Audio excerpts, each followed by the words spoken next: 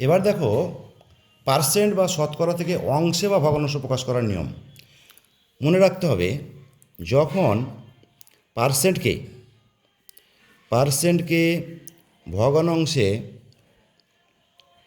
ভগ্নাংশে পরিণত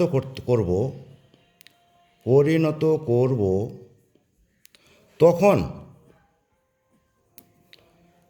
নিচে 100 বসাতে হবে।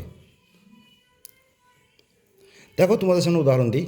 বলছে 4% সমান কত অংশ, তাহলে 4%, তাহলে 4/100, নিচে বসালাম 100, তোমাদের নোট বলেছি, কেটে দিলাম 4×25 সমান হয়ে গেল 1/25 অংশ।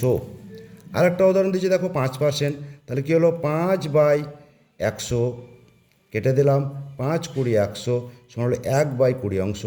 আর একটা উদাহরণ দিচ্ছি 10%, তাহলে কি দেখো 10/100, 0 কেটে দিলাম সমান হলো 1/10 অংশ। আর একটা উদাহরণ দিচ্ছি দেখো 12%, তাহলে 12% মানে কি 12/100, 4 দিয়ে কাটলাম 3×4=12, 4×25 সমান হয়ে গেল 3/25 অংশ। আর একটা উদাহরণ দিচ্ছি 15%, তাহলে কত 15/100, 5 দিয়ে কাটলাম 3×5=15, 5×20 সমান হলো 3/20 অংশ।